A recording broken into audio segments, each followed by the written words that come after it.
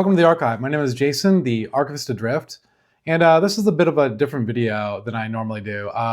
Unfortunately, I lost a lot of the video that I had of the one of the books I was working on, and so I'm going to go through basically what I was able to do and what happened to the book after that. So about a year and a half ago, September 2024, I bought one of my favorite covers.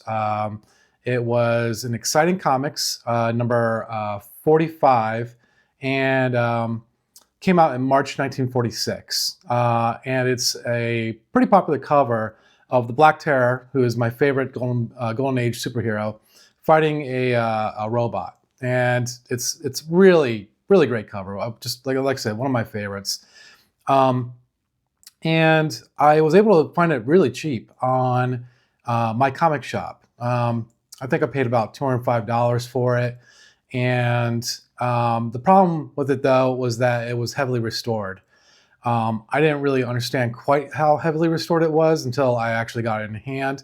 But I figured, well, maybe I could fix it up a little bit and, bring it back to a conserved grade at least, So when I finally got it, I realized that the cover was detached.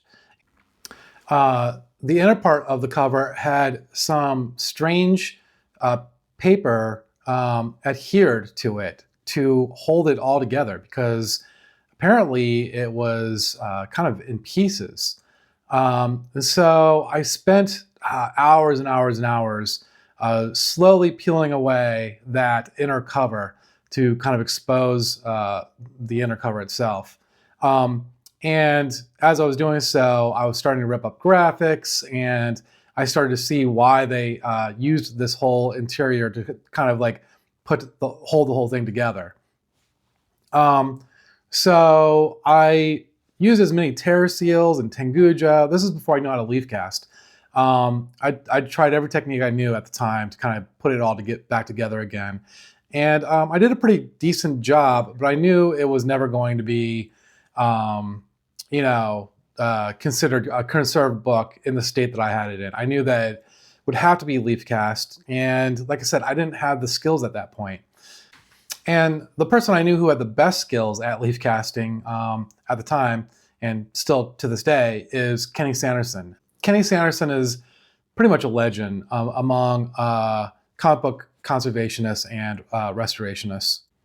Kenny's been doing conservation work for decades at this point, since probably the early 90s, I think, maybe even earlier, maybe the 80s, I think.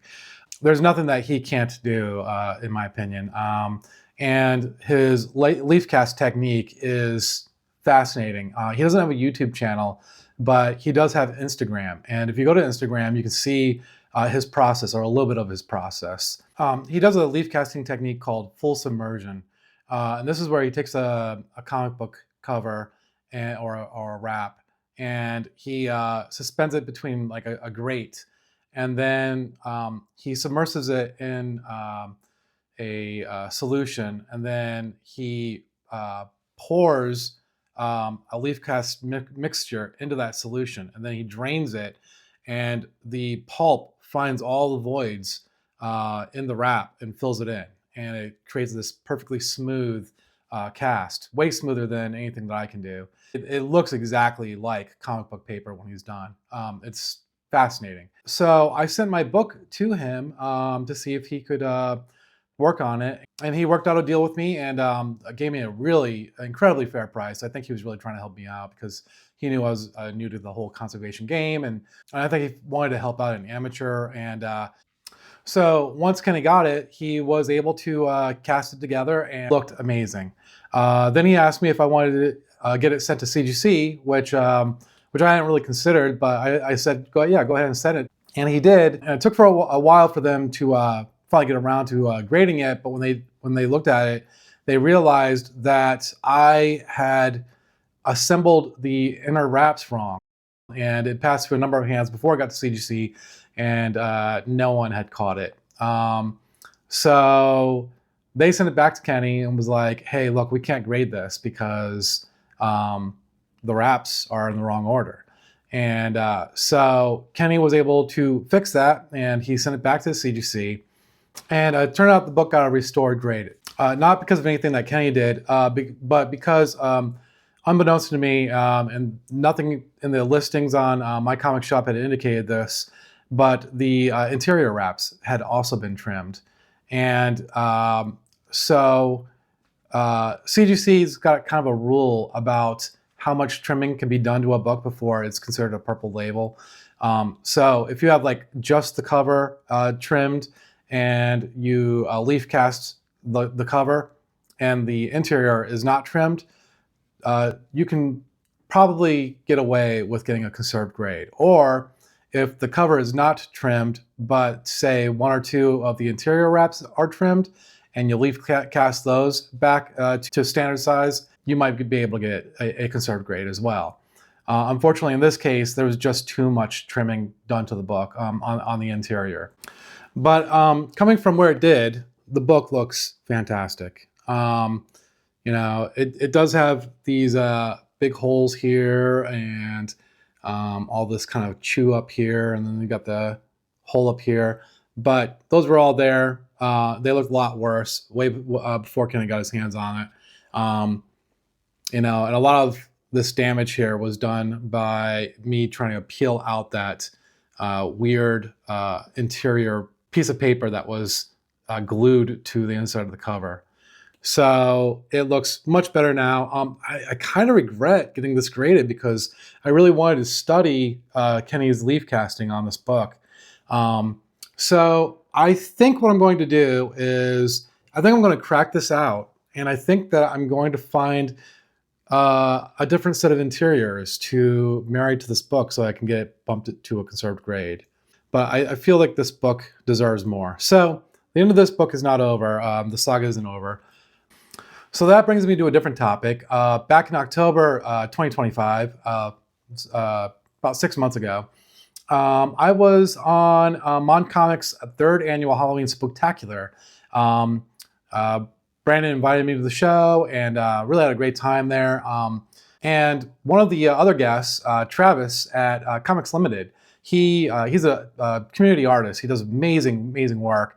He had done like a really cool sketch cover for Brandon. And for this Spooktacular, he was giving away a commission, a free commission. Anyone doesn't know, Travis did that piece for me before. I lost it in the fire. And as soon as news broke, he was first to hit me up and say, hey, dude, I'm going to recreate that. And his skills, he's always been a talented artist, but his skills have just come along since then. And he's honed his skill. And now it's like, I don't even deserve that piece. Look how beautiful it is. Look at her holding her head. Piece, you've been such a great friend. I totally wanted to give this to you. So in support of this piece being done, and I want to give away to someone a commission. Anybody? It's I sold the commission yesterday, and so I want to give a commission away today. So let's call it the commission. Let's just call the commission the commish for the hashtag. The show starring Michael Chiklis? I don't know. You could say Bob Ross. That could be the hashtag. Bob Ross. That show was good. Mine work's done. You win one of those kind of spin the wheel kind of things. And I won it. And so he contacted me after the show and was like, give me some ideas. What anything that you want, anything that you're, anything that's comic related that you're into, let me know, and I'll put something together. And right away, I had, of course, this cover in mind. And so I was like, can you do something? I gave him like a few different options, this and two other covers, and he was drawn to this cover. I mean, who isn't? It's just a striking cover. And so then he began the process of creating a custom piece for me. He didn't want to do like a complete replica of the cover. He wondered if it'd be okay if he could do like an homage, but his own thing. And I was like, yeah, absolutely. Do whatever you want. I just blown away that I was even picked for this project. And so he started working on the draft, and he was sharing sketches with me, and he started adding the robot element, and he took inspiration from the famous Starling Comics number 49, which is the Bender cover. It's the robot that Bender is based on, and it's also a Nidor comic in the same line as the Black Terror is. And I was really, again, shocked. I thought that was amazing, great idea. He continued with the process of it. Now, personally, I'm not a big Futurama fan. I might lose some viewers because of that, I'm sure. And but I loved what he did with it. So over the course of months, he constantly gave me updates on the work that he was doing, and would often post his updates on his own channel.